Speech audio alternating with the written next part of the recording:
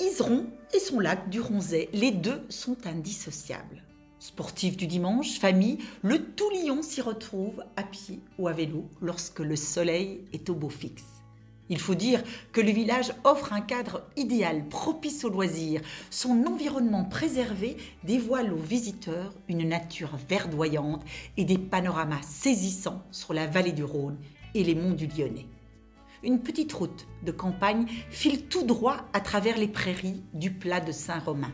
Au fil de notre chemin, la chapelle de Châteauvieux, datant du XIe siècle, attise notre curiosité. Devant l'édifice, au style roman, trois tilleuls aux formes étrangement noueuses, les trois Sully, comme on les appelle ici, nous plongeraient presque dans un roman de Tolkien.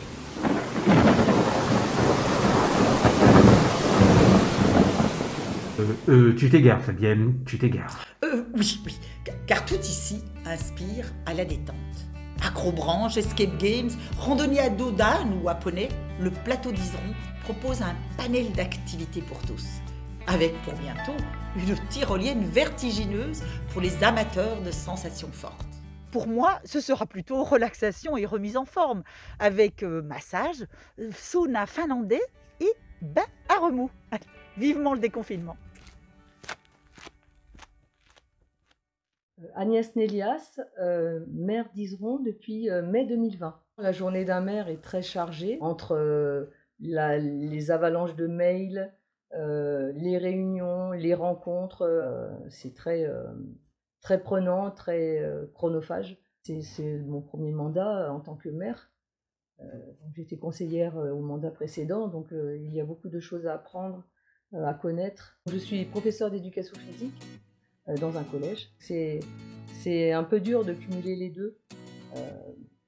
C'est aussi une charge mentale très forte. Le rouleau compresseur est là et ce qu'on n'a pas fait le jour même, le lendemain, on n'aura pas le temps de le faire. Mon mari, il a pris les choses en main, il fait à manger le soir et mes enfants sont grands. Et j'ai beaucoup d'encouragement de ce côté-là. Il y a 10 ans, j'ai fait partie d'un groupe de veille citoyenne. J'ai été élue conseillère de l'opposition sur le mandat précédent. Et donc pour moi, s'engager, c'est agir, c'est faire bouger les lignes, c'est ensemble, avec toute l'équipe, pouvoir mener des projets qui nous tiennent à cœur. J'ai beaucoup parlé de la participation citoyenne, agir avec les habitants, pour eux.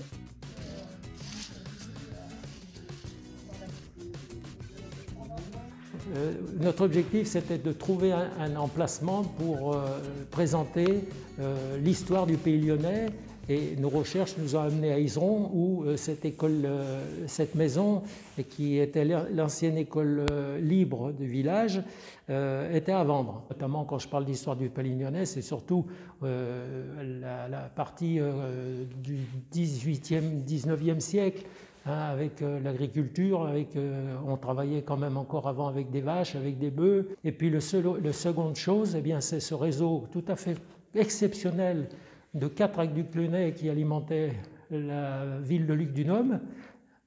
Et ces 4 aqueducs, c'est quelque chose de tout à fait remarquable parce qu'ils ont utilisé pour certains des techniques qui sont uniques dans le monde romain, notamment sur l'aqueduc du Gier, sur l'aqueduc de Levreven, sur l'aqueduc de l'Izeron. Et la technique du siphon a été employée 9 fois pour arriver jusqu'à le plateau de Fourvière. Et ça, c'est tout à fait exceptionnel.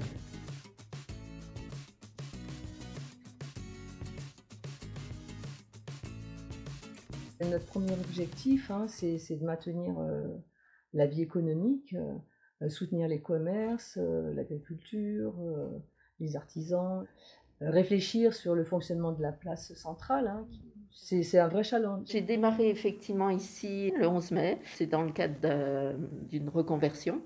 Et ce que je propose, c'est effectivement broderie, mais retouche surtout, retouche, transformation et confection. Il y a eu la demande de masques, également en lien avec une association sur le village, c'était de faire des surblouses, voilà, pour les EHPAD. Nous, on est donc un couple d'artisans bijoutiers. On fabrique des bijoux en métaux précieux et pierres fines. On fait aussi de la réparation ou de la transformation de bijoux. Pour nous, c'est très important de montrer tout le travail à l'arrière, pas seulement un bijou fini. On a mis en place au deuxième confinement un service de livraison, du click and collect. On a beaucoup travaillé sur les réseaux sociaux. Ça fait 7 ans et demi qu'on est installé à Isron. Oui. On aime beaucoup ce village. Nous avons de multiples projets, entre autres donc la chapelle de Châteauvieux qui a besoin de faire refaire son toit en ce qui concerne le terrain de sport. Donc c'est un projet, un petit projet qui a germé dans notre campagne municipale et qui était prêt à être mené. Nous voulons aussi consulter la population. J'ai une trentaine de vaches laitières, je produis 180 000 litres de lait, dont environ 5% transformés en vente directe et vendus en circuit court. J'ai une exploitation sur Isron avec mon mari. On a des vaches laitières, des Montbéliardes et on transforme une partie du lait en fromage et yaourt. Je vends tout en circuit court mais pas sur l'exploitation. J'ai un marché le samedi matin à Brignais. Et je fais partie d'un magasin de producteurs à la Tour de Salvani, qui s'appelle Grain de Ferme. C'est une meilleure valorisation du produit et ça permet aussi de voir les gens, voir les consommateurs, savoir ce qu'ils en pensent et défendre notre métier aussi. Bonsoir à tous, est-ce que vous nous entendez? Oui, Ouais, bon, on n'a pas encore commencé, on va commencer à 18h30, on a encore un peu de temps.